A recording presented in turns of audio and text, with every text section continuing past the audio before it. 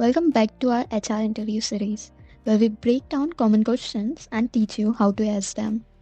Today, we are tackling a big one.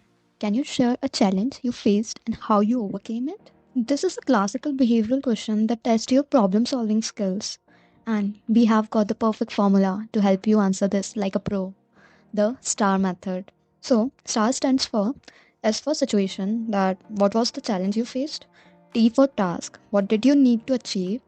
A for action, what steps did you take? R for result, what was the positive outcome?